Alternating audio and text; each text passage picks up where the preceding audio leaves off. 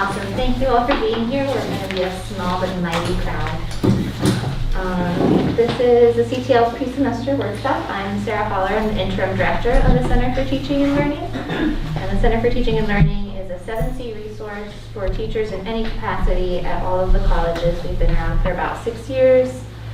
And we're just really excited that we're here for you. We're all about inclusive, evidence-based community of teachers.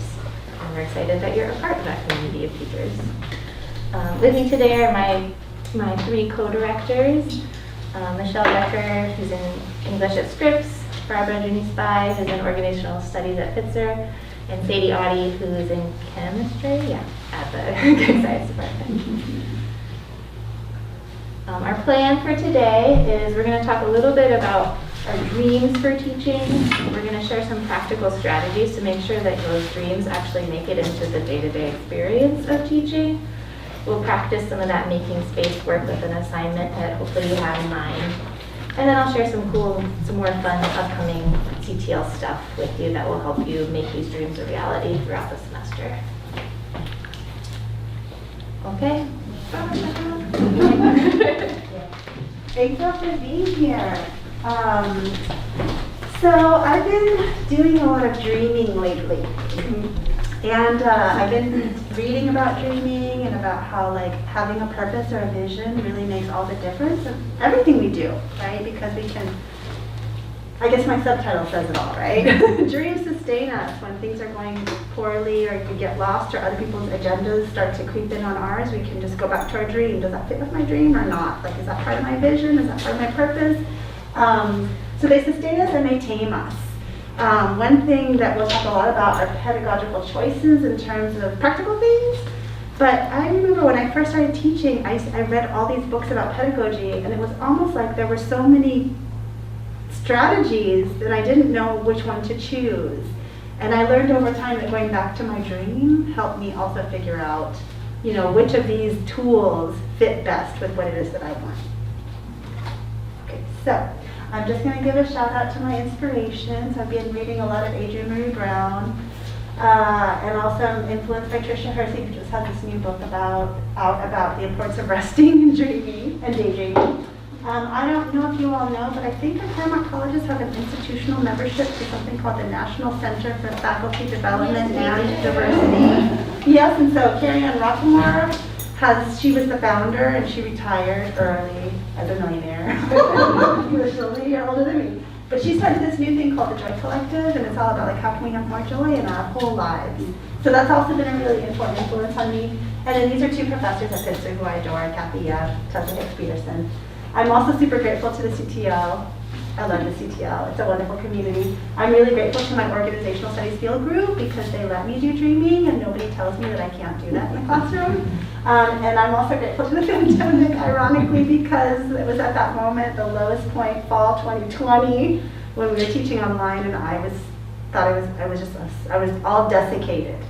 And I thought, oh, I have to go back to my dream. And actually, that's when I found the Joy Collective.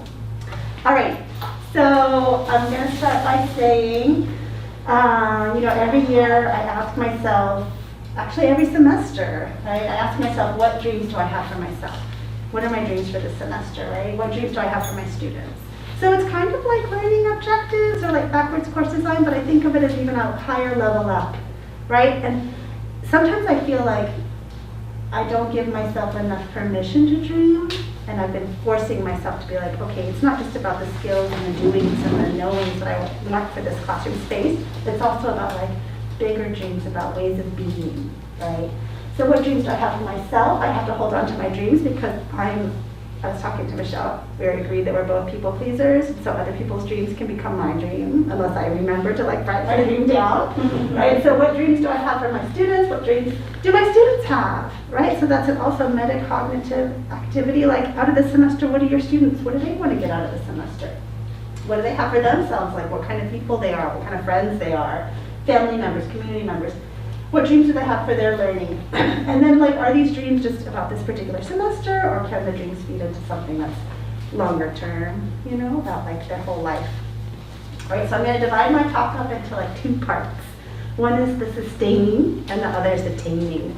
So the first part is Teaching is creativity, possibility, and joy. So I ask myself before I sit down and plot out my syllabus, what would a successful semester look like, and how do I define success? Is it traditional rubric of success, right? Like my students are able to do these things that fit with who organizational studies is. I get so many A's. I don't know, whatever it is. But then we could also take a step back and say, well, what's my vision for like a meaningful, fulfilling, and what semester? So I asked incoming international students at Pitzer this question, and some of them were scared to answer it because they thought, well, I don't know, right? And I said, well, what would you put in this blank? And almost everyone put happy. Right? So in addition to all the learning that we do, we want to be happy. We want to feel like we belong, right, in this place. All right, so I always tell my students, I'm going to ask you this big question, and then they get nervous. And I say, there's no grade. Just brainstorm, journal, free write, map, ask people, interview friends. You know, what is my dream? I don't know. And then I realized, oh, I was asking my students to do that, but I was not practicing what I preach. So like, what is my big dream? And I will reveal my big dream at the end. I forgot to do that the first time. I brought it down, right?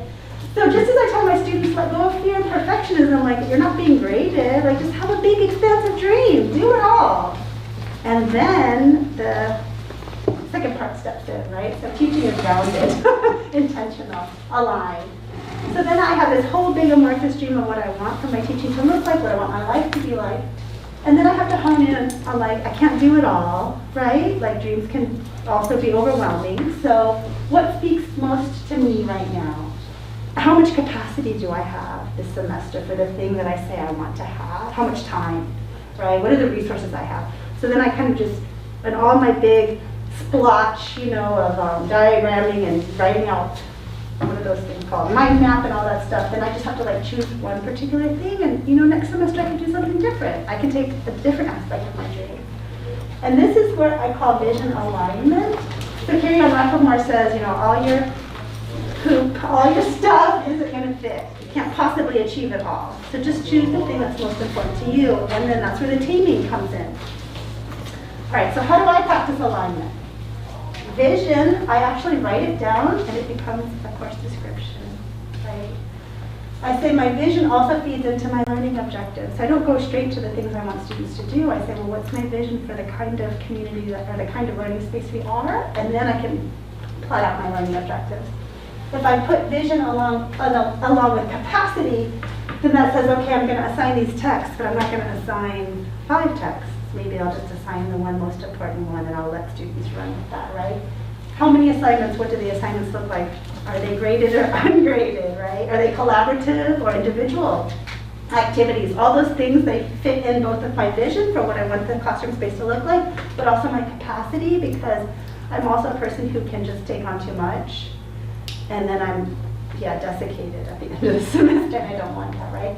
Vision and capacity can also lead to the understanding of what the roles and responsibilities that I have towards my students, that they have towards each other, and what that looks like. So I can actually delegate things, right, to my students if my vision is to have which it is, to have a classroom that's based on co-teaching, co-learning, right, co-creating knowledge. Okay, so here's my vision. And I have this written down, it's on my screensaver, and I read it because sometimes I forget. Right? I design inspired and inspiring experiences where participants do informed creative work that challenge what's possible. That's my vision for myself. I build learning spaces that tackle serious issues in ways that center community, light, and dreams. And having this vision was really helpful to me because I got offered to do a keynote speaker thing in the spring that I'd never done before. I got offered to, work with the CTL. I also reached out to my community at Pitzer College and I said, is anyone having a retreat? Can I help? Right? So this vision really helped me think about not just my teaching and the things that I learned in the classroom, but how I can expand it out. And also for all those things that I've taken on that I felt like I wasn't brave enough to do before I got paid. So that was also really nice. So this is my talk is like, it's not practical at all, right? You'll have practical things. I just wanted to give you an invitation, like, to think about what your dreams are for yourself as a person, right? And as a teacher, as a faculty member, as a researcher. And also to plug that I have a faculty learning community that I'll be facilitating this semester, starting on September 13th. And it's all about dreams, right? Which I think is fun, right? Like to just take a step back and get away and think about how dreams can inform the choices that we make. All right, so that's my part. Thank you so much. You can sign up for that FLC with the QR code in the back on your way out. Well, hi everyone. I'm Sadie. So I'm the Organic Chemistry Lab Coordinator at the Tech Science Department. So I teach primarily chemistry labs, but hopefully the teaching tips that I'll share today will be kind of broadly applicable to whatever it is that you do. So I'm going to start out with one of my core values in teaching, which is student-centered learning. So first of all, what is student-centered learning? And it's basically just like kind of a mind shift in thinking about your role rather than being a giver of information from you to the students, right? It's about the students and their learning and the instructor's role being the facilitator of that learning. And so one of the main things that you can do to incorporate this is to just give students choices about either the kinds of things they're learning about or the ways that they have assignments, things like that. So my first kind of practical tip is that it's very helpful to have a predictable class schedule. So I kind of created this visual aid to kind of help students keep track of things because we have a kind of weird bi-weekly schedule, which is very unusual, and students are kind of not used to it. So the visual aid isn't necessarily important. It's more about having a predictable schedule. But students kind of know that before lab, there are certain things they need to do, like the pre-lab assignments, pre-lab quiz, and then they come to lab at their assigned time, right? And then they kind of have this weird break before lab. So the way that we set it up is that we have office hours at the normal lab time the following week so that they are kind of doing things at the same time each week. And then that's when their weekly worksheet is due. So they have things due roughly at the same time every week. And it's also a good way to get them to actually go to office hours. Another thing you can do, I'm trying this out for the first time this semester, but it was actually requested by students, is that you can create a Google Calendar and just share it with the students, and that way they can just add it on top of their own calendars, and it kind of helps them keep track of what's going on. This is an example from a conference that I went to recently, and it was really convenient, and I think it helps like decrease that cognitive load and like anxiety where students feel like they might be missing something or they didn't get something on their calendar, and just that the fact that it came from you as the instructor, then they feel more certain that there's not something missing and that they're missing out on things. Can I ask you a question about that? Yeah. So in our learning management systems, we have calendars. Do you find it's just better to do this rather than using embedded calendars in the systems? So for me it is because I have a mega LMS Canvas site with 12 sections, and so if they lit on the calendar, they would see 12 sections worth of things on there, and it's just not useful.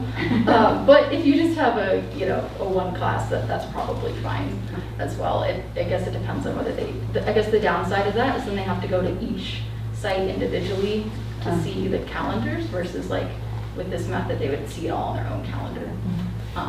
But I think it would still be good. Yeah.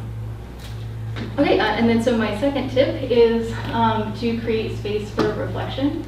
And this is something that took me a while to learn. But this is a image of the learning cycle.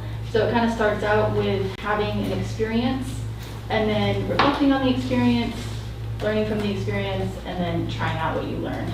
And you'll notice that there's this important step between having an experience and learning from an experience, which is reflecting on the experience.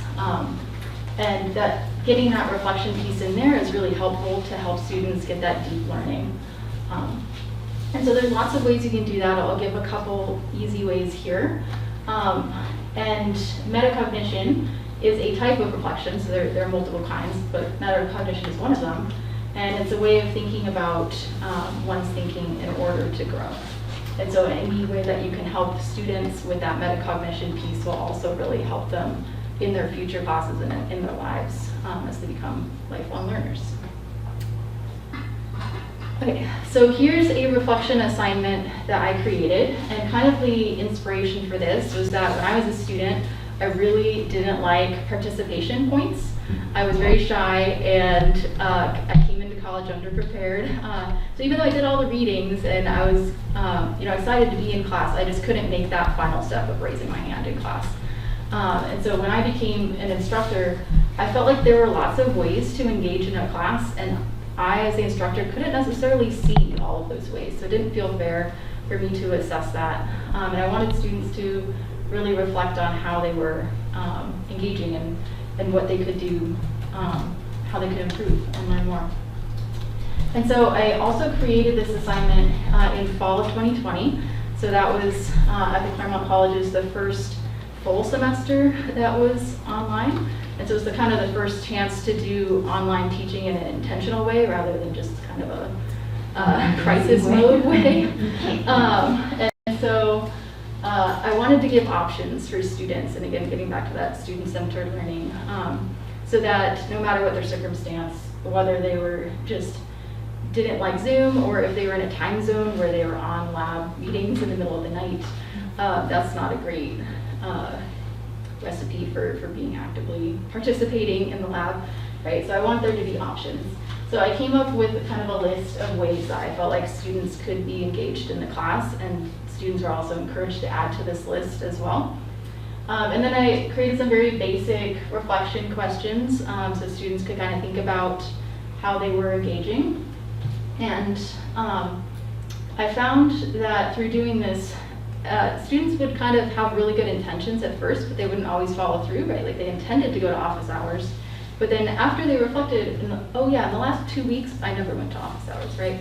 In the last 2 weeks, I never even looked at the discussion board like I intended to. And so this kind of helped them realize whether they were actually taking advantage of the resources that were available.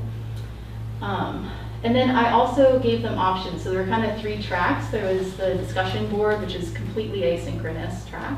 There were the live lab meetings, which were completely synchronous. And then there's study groups, which is somewhere in the middle.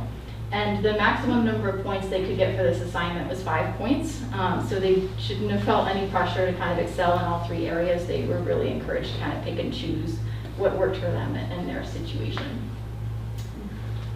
So I came away, I think students, they told me that they felt like they had the chance to succeed no matter what their situation was, and it made them feel like they were empowered to decide for themselves how they wanted to engage.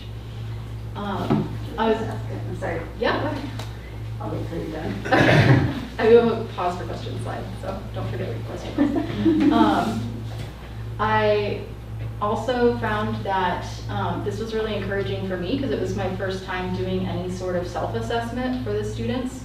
So they assessed themselves on this, and I did notice that a lot of people gave themselves 5s, but I think it was because after reading the reflection questions that they just had a lot of opportunities to engage, and so they were able to get those high scores. They were actually very honest in the reflection questions, sometimes even self-critical, like often, more so than I expected. And I did reserve the right to change grades at the end if I felt like someone was really outside of what they should be earning, but I never had to lower a grade, and in a couple of situations I did have to raise it. So yeah, this was very encouraging and kind of a first step towards self-assessment. I did eventually ungrade an entire lab section, so that's not what this presentation is about, but if that's something that you're interested in, several of us at the CTL have experience with that, so definitely feel free to meet with us later on if that's something you'd like to chat about. I also did build some metacognition into this. Oh, do you have a question? Oh, just for like when you are grading it, like Yeah. how do you collect this? Like did you do like a mid-semester or like bi-weekly or how? Because I did Yeah. this last semester and then mid-semester they have to like say how many a week they had gotten. And then everyone was like, how many weeks have it been? And they just like did the math and that did the reflection, I think. Yeah. I had originally had them doing it every 2 weeks, and that I felt like was really good. The students felt like it was a little too much, like a little too burdensome. So the next semester I did fewer, but then I noticed that they like really weren't engaging that semester. And I don't know if it's because I wasn't having the reflections or if it was because it was spring of 2021 and everyone was just burned out. So, yeah. Can I just ask my question because it's Yeah. related? I wondered, have you ever had them keep like a running Google Doc or something where they can collect their reflection and then look back on them and just look at progress? I don't know if there's anything that would show progress, maybe not. Yeah, so not on this one, but this was the first one. On later ones, I did have them look back at the previous ones and see if they were actually following the things that they had said they wanted to do. And I think that also helps build in that metacognition too, because I also had them think about how they could use this kind of, these strategies in other classes, even if there wasn't necessarily like this reflection in that class. Is there ways that they could just pause and think about their engagement and if that would help them? Let's see. Yeah, I think that's all I had to say about this. And then, so here's another quick, easy way to build in space for reflection. And this is just a Canvas quiz, and I just made one question on the quiz. What do you think you will remember from your organic chemistry lab experience this year, 10 years from now? And they gave really long answers. I wasn't really, I didn't give a word count or anything. But they worked hard on this, and yeah, I think it really helped them focus on what mattered from the class and what was important that they wanted to take away. And just reading the answers helped me kind of realize what they wanted to get out of the class, right? And be able to focus what we were learning in the class on the things that they wanted to get out of it and the things they wanted to take with them down the road. Yeah, there were some questions along the way, but if anyone has other questions, feel free to ask. Okay, then we'll move on. Thank you.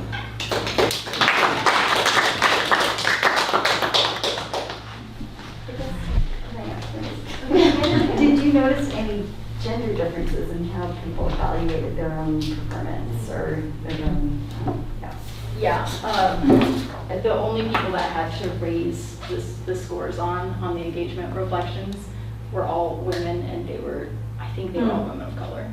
Yeah. And that's probably a note we should highlight when we recommend the strategies. Yes. Yeah, that's why I encourage reserving the right to change things if needed. Can I add, like I tried to do something similar last semester, and comparing to the semester that I didn't, at the same time, like I also experienced that women gave themselves less points, but it like kind of like lowered how much time like white males were talking in class and just participating to participate for the points. And they were doing more like posting online and not like necessarily just talking to talk. Like people were more intentional about their participation, raising their sense. So I think like in that way, it kind of like make the field a little bit more Awesome. Thanks for sharing that. I included in my reflection question on the question about participating in the live meetings. Not only like did you participate, but did you make space for others to participate as well? And I think several of them did comment on that. Yeah. Yeah. Really cool.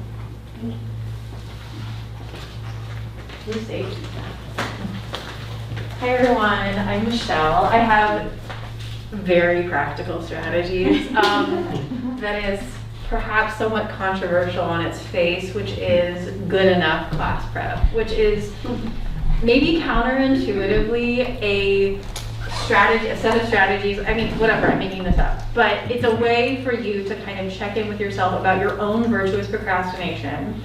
And also how to be a better teacher by doing less. So here we go. And I have like a kind of hodgepodge of things that have worked for me in the past, and that the kind of person that I am not by nature an organized person. And so I have like lots of ideas, but I have lots of piles, and then I can't find my ideas. And so I was once at an orientation, well, it was just the one orientation it was when I was just starting at Scripps, and Deb Mashek, who is no longer at the colleges, was talking about very specific things that she did as an organized person that really just like blew my mind, and I'm trying to extend and pass them on. But my this idea I've been thinking about is that of class creep, which is not a Marxist idea, but is actually about kind of allowing class preparation and teaching to take up all available space when, you know, you're too anxious to do your writing, and you're like, you know what would be really great right now is if I just like reread for the 15th time this piece that I'm going to teach tomorrow. So this is kudzu, this is you with your head still above the kudzu, but we want to make sure that it does not overwhelm you. So I'm thinking about, so just take a second. If you have something to write down, to write with, you can write this down. Otherwise, you can just think to yourself, how many hours do you think you typically spend doing class prep per week?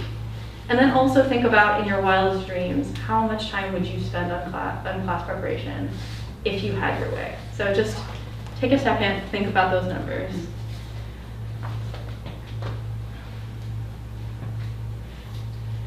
And maybe you don't even know. Like I would think about the inventory. This is like one of those terrible things. People are like, oh, make a food journal. I'm like, that sounds awful. I don't want to make a food journal. It's almost like asking you to make like an equivalent of a food journal, because like it's like I have no idea how much time I spend. But like maybe not for now, but start to notice as the semester goes on, like how much time do you actually spend preparing for things and on class related activities, and maybe think about aspirationally how many hours would you spend. So these are part of my practical tips for saving and protecting time.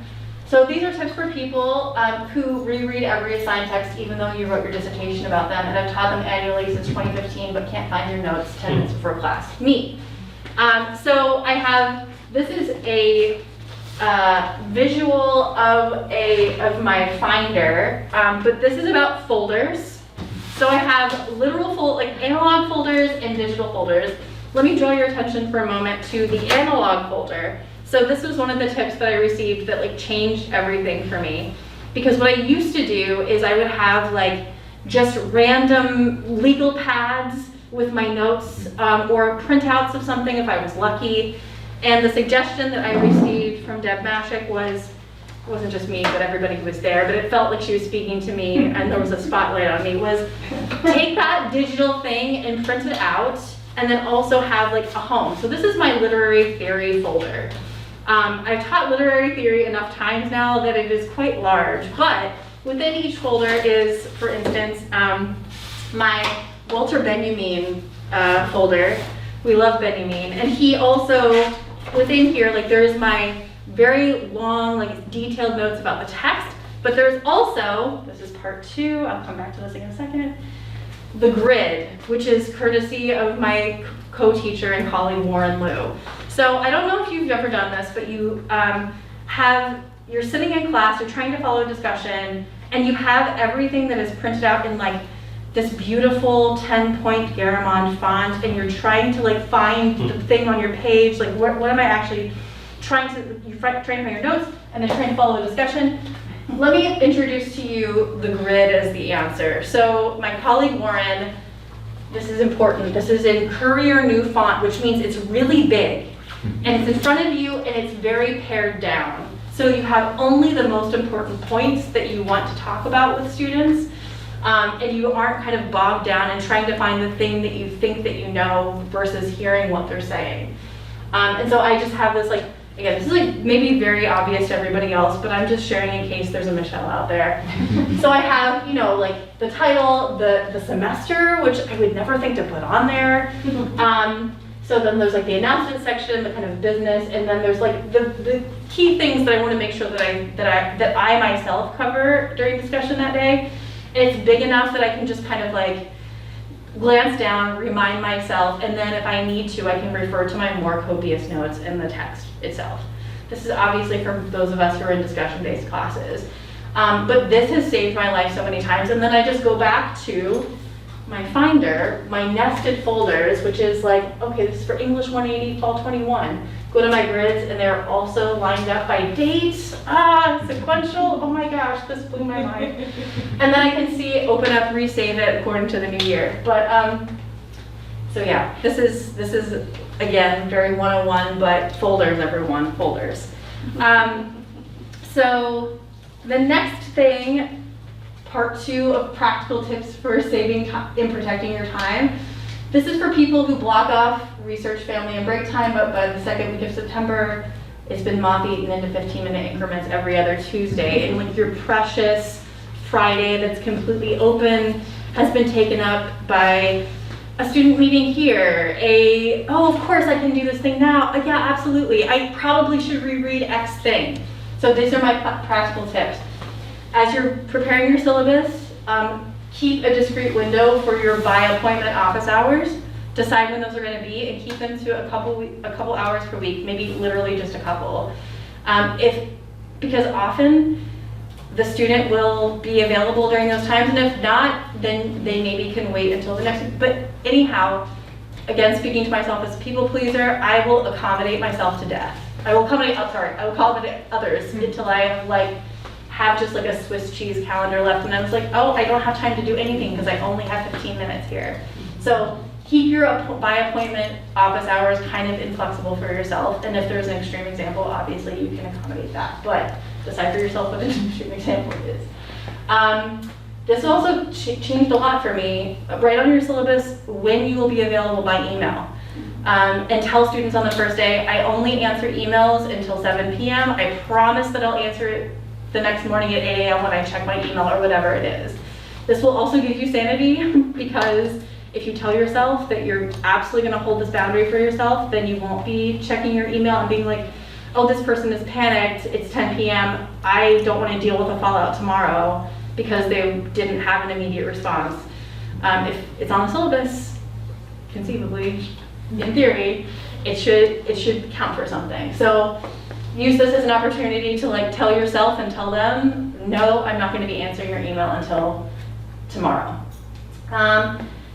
Set a timer for class prep. Now, this might be, again, counterintuitive, but rather than saying, okay, I'm teaching Monday, Wednesday, I would tell myself, okay, Tuesday is my class prep day.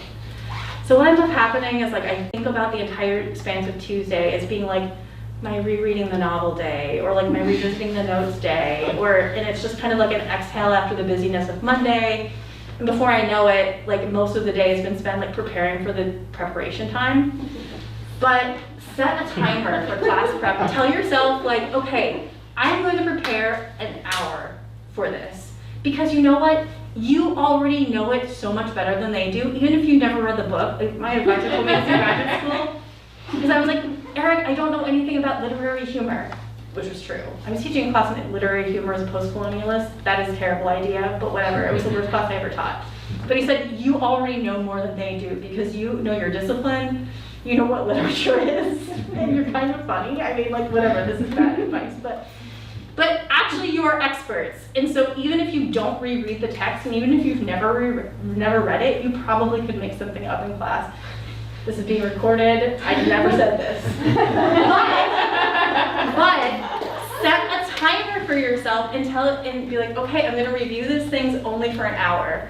Because this will enable you to cede control in the classroom. I hate teaching class. I love teaching classes. I hate teaching texts that I love. And I hate teaching texts that I have written about. Because what happens is I know it so well, I get mad when people disagree with me, and I'm like, you know what? I know I said that this is open to interpretation, but actually I'm right.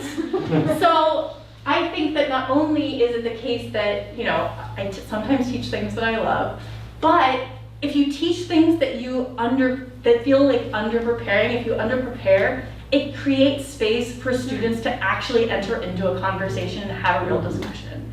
So think about this as not only a way to protect your time, but as a way to be a better teacher. Because limiting over preparation makes you a better teacher in the classroom. That is my TED Talk. But so like just think about the ways that not only will you save time for yourself, will you have time for leisure, dare I say it, but and also like for things that you enjoy and for your research.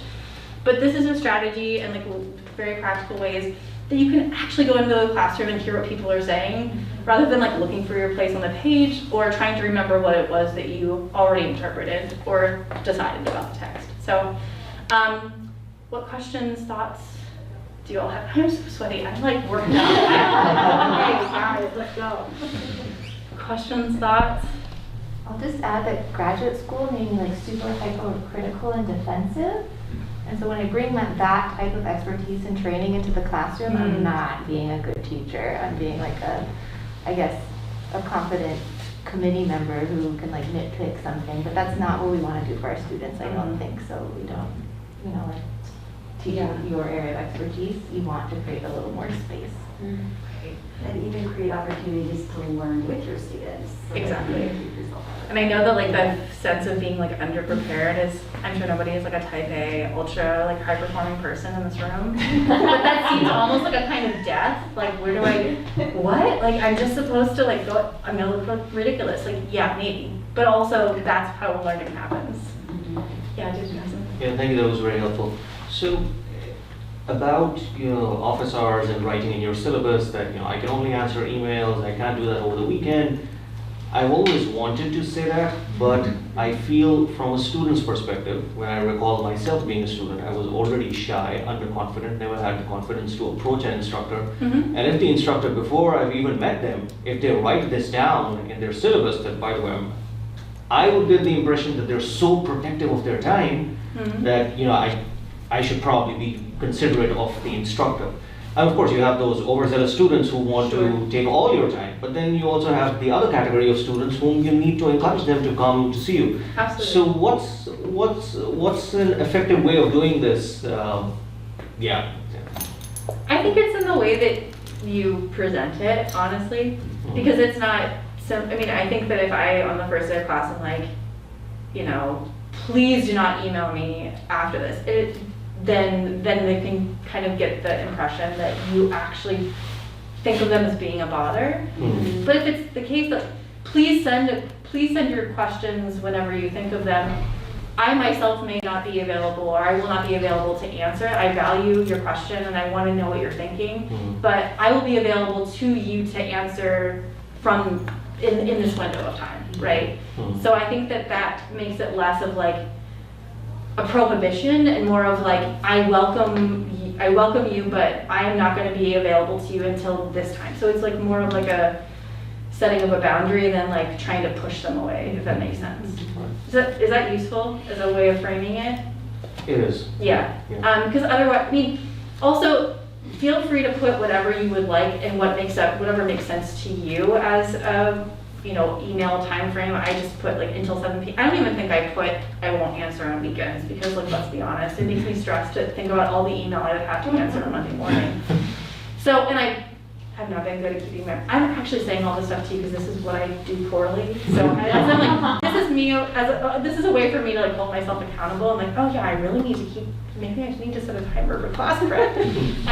But yeah, do whatever makes sense to you, and if it makes you stressed to think about like no email on weekends, then, because all I can think about is like, oh my god, I'm gonna have like 200 email. I don't get that much email, but I'm gonna have so much email to deal with on Monday morning. So put it in there if it makes sense to you. But if you're worried about those students who might see it as some sort of like aggressive move, then don't put it in.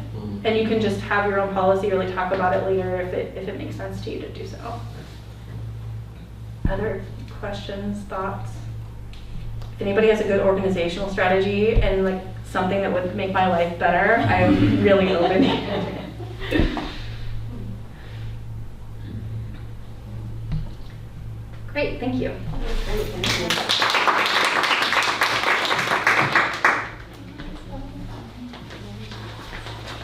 Okay, so let's try to distill some of these awesome ideas we've had and apply them to your classes that you're teaching. So what I'd like you to do is, if you wouldn't mind thinking for a second about your values, your vision, are those reflected in the assignment, in one of the assignments that you want to think about for this class? Can a student find them? And perhaps when we do the pair part of this conversation, can your partner in conversation find those values, extract them from them? What type of class is this? Can you tell that from the assignment? Is this assignment predictable? If it's like a repeating assignment, is it due on the same day of the week in the same sort of rhythm of the calendar? Or if it's a big assignment, are there sub-assignments built in a predictable way that the class sort of like flows from beginning to end in a predictable way? And is there space for reflection built into this assignment? I find that can be especially tough for like our big sort of capstone, like they turn in a research proposal at the very end of class. And then they like hop on a plane and fly home to New Hampshire and they'll never think about it again. So where can we get that reflection in and that sort of work? Let's all think about it for a minute. Wonderful. Let's keep thinking, but think in collaboration with others. So if I could ask you to find a partner, they might be especially helpful in thinking about this first question of are your values in the assignment? In the way that you talk about it, can someone tell what sort of vision you're creating in this class? We'll spend maybe 5 minutes together in partners.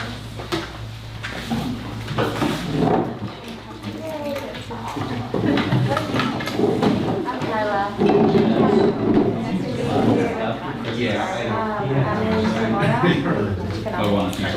I'm in Sonora. I'm teaching. Oh, yeah. Is it gymnast? Oh, nice. I do labor restoration. Is it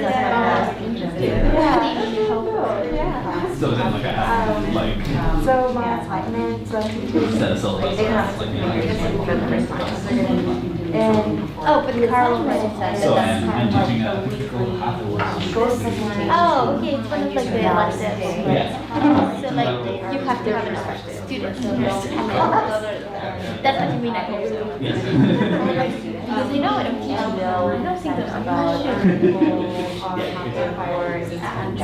So you're gonna be a This semester at Beacon Historic episode, like 80% about What have you done? and about immigration from South America, versus how I went to the US, my background, or immigration to South America, or immigration in or anywhere. You know? So it's kind of like this stuff. No, yeah. Very open, it's short, and it's like the assignment limited, and I think like part of the goal is to like bring in their own perspective, their own, what they care about. I think that we understand a lot of problems. And like I was really sure. So it's because it's all more than beginning of class of like, this is a class. It's not like that, it's not starting with, like, we can't start with them. I'll ask this folks. So I have assignments. So actually one of them is Thursday and what you did. Yeah, what you are going to do. And I also have had regular assignments. That's fine. For shared that. And That's the vision. asking them like a paper. I think so.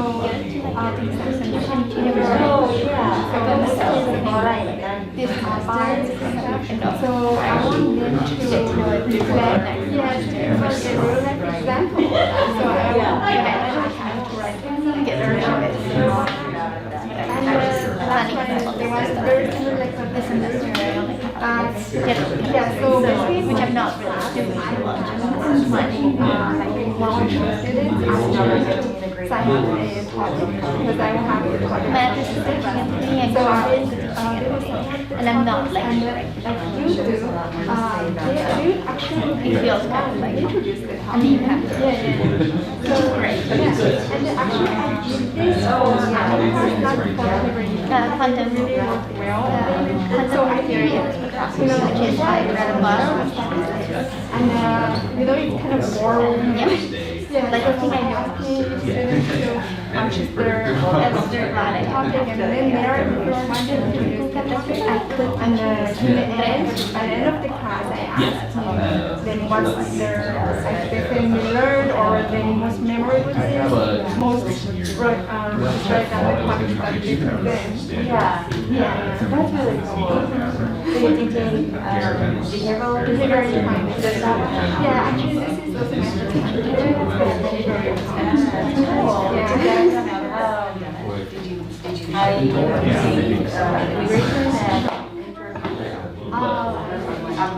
Microeconomist, but they take that sense, sort of like, this is my man, this is the market, and then like they're like this additional part of the market. And you can compare it, by the way. It's really fun. Maybe we should. A lot of like behind the scenes stuff. No, not so. What I have heard, Like I'm doing the little husband Yeah, I was really I think it would be really important for students to have this, and then like paper. But I'm still like trying to like figure out Because what they get some like the course of the movie is like a 3 hour and like once a week. So I don't want to be like I don't want But if we're going for a so this one is the one that has I want it to get something better book. They have the response to that is very like I have very strong opinions about that. I mean, I'm not so like I'm asking some teacher, I always find just like okay. But what do you think about? I mean, there is something for students they can ask questions. I think Some people are that tired and they answer this is not too hard. to be determined. So you can submit a link to it, but it's 20% off. So One day. I think that would be next year to have better very strong opinion about what she does. So she just found out by day. So what did you just make right now? One day will be 10%. Whatever you think the of course, but I mean, like what I found really cheap. Discounted. So that's the kind of like Right, like I'm giving you an honor. No, like I'm trying to shake it. Kind of like pushing early submission, but I don't know if that's I don't know. So we are. How does it work? If they are like I think we're talking about classes. like You said you graded. I was like, well, you know, like I need and then apply out instead of like the place involved. I don't know. I have thought I was there for this professor. He said so believe that you hire class next year. She's gonna gather us back in 1 minute. She's like we had for the life professors like build out architecture but I can't I don't need to know and earlier that for so it's fair for those like there is it's like sharing activity but like with a very you know with the that's all I can tell you. And I'm not really sure if I should, but like I think it's important. and I do have them all the time. I think it's a very nice time. Like they know they have like this very especially for the intro stuff. Like they know they start the subscription and it's like a weakness. All right, can I ask, is there anyone that would like to share something they talked about on any of these 3 themes or something you discovered in conversation? Yeah.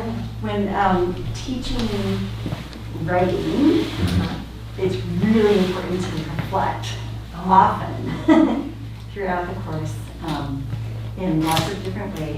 Reflect on how you would like to improve and also kind of where you've been and how you're improving, and then in other little bite-sized pieces of it. Yeah. Absolutely, definitely. That's where like the growth in this type of writing practice is working for me, or like I don't quite get this part yet, comes from. Awesome. Any other thoughts? Is anyone thinking about tweaking their assignments based on our conversation today? I see 2 nods at least, so that's good. I was thinking that.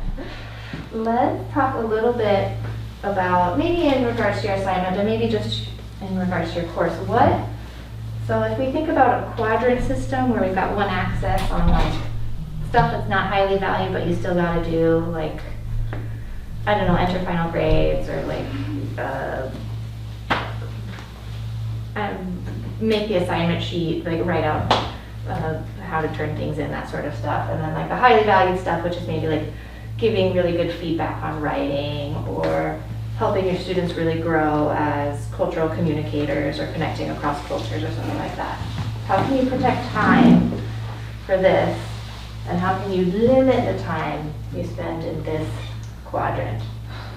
So maybe like preparing for class or having your notes available is like folders, as Michelle suggested, will help you limit the time you're spending like finding the stuff, which is important, but perhaps like not your core value as a teacher, right? Or self-assessment can move stuff like grading that could be highly valued or is like highly valued on participation or engaging in the class. You can move it from something that takes a lot of time to something that takes a lot less of your time if your students are doing that for you. And in many ways, they might be more equipped to do that, right? So like, Drew.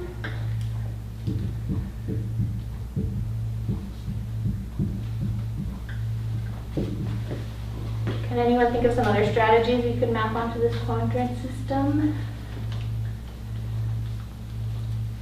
So maybe peer reviews can also go and go down, so Yeah. people can get feedback, but you don't necessarily have to be the primary source of feedback. It's Right. distributed across the And then it gives students ownership over your values, and you're creating a shared community around your values. Like, we value contextual, good feedback, but it doesn't all have to come out of my body and my time. Kind of similar to the folders approach. I've found it's not always practical, but I found it when possible, it's really worthwhile for me to spend time in the summer building the class up more robustly. And so I've to spend less time week by week during the semester. Summer prep. We're a little late for that now. Yeah. And Yeah. also, just to add that your career is gonna, hopefully you'll be teaching for a while. Hopefully it's not the last semester you teach. So the work, any work you can do this semester to prepare next semester is so helpful. Like, if a student turns in a really good example of an assignment, holding on to that so you can share it with your student next year to create templates or examples that can help do the work of like explaining what a good version of this looks like to your students. Yeah. With emails and like answering, most of the time they're like very similar questions. So I set up a Discord channel and they would ask there and I would reply to one and everyone would see it. Yeah. Discord, shared space for questions. We're creating like an FAQ system over the course of like, if you've taught this career or this course 3 times, these are the type of questions you usually get. Here's an FAQ. Or if your students come in and for this class they need to know this particular skill and it's maybe a mixed bag. Some of your students have that skill and some of them don't. You can create like a YouTube video or a tutorial that you can use year over year to kind of get everyone up to speed on that particular thing. Save yourself some time that way. Any other thoughts?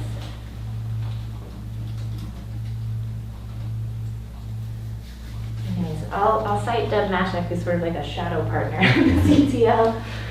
She's no longer at the Claremont College, but she also inspired me a lot at the beginning of my career. When I started teaching, she says 80% of the student experience is 2 things. It's enthusiasm for them as students and for the course material you're teaching, and organization. So if you have to choose between like embedding yourself in the content or making something that makes the structure of the course more legible, do the organization part before you do the like deep dive.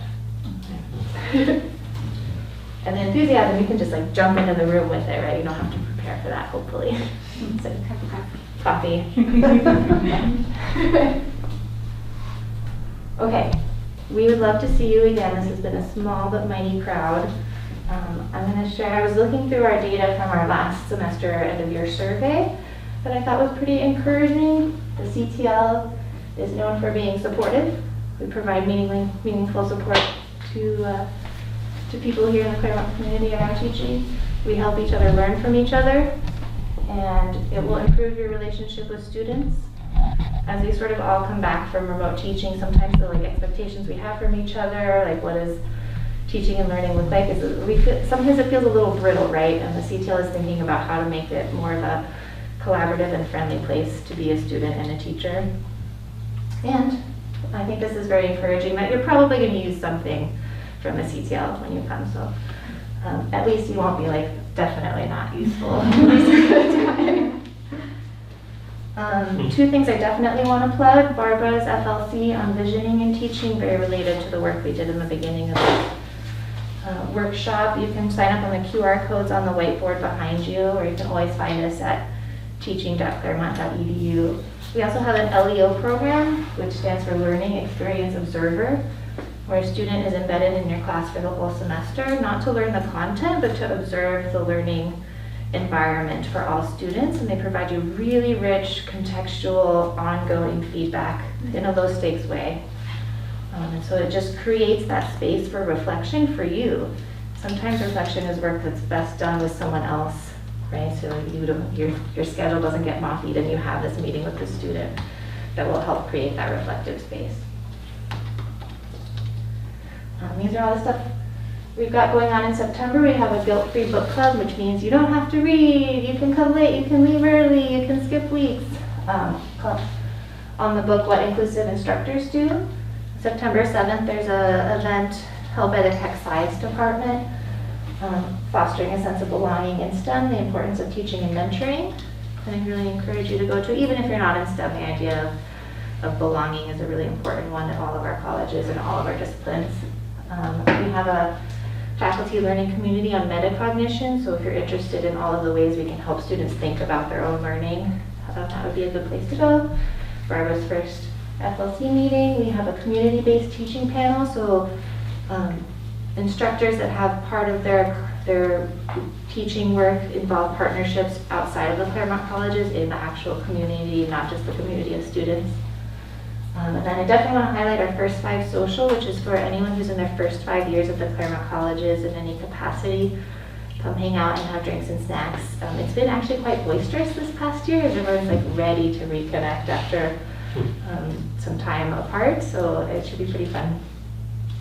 And then we have in October, the first week of October, Sadie's going to lead a workshop on student evaluations of teaching, formative feedback, so instead of at the end of the course, what's useful to gather in the middle of the course, and how can you use that effectively for your own vision as a teacher, for your own tenure and promotion, for your own growth as a teacher. We also do consultations. We can observe your teaching and give you good feedback or feedback based on your own goals.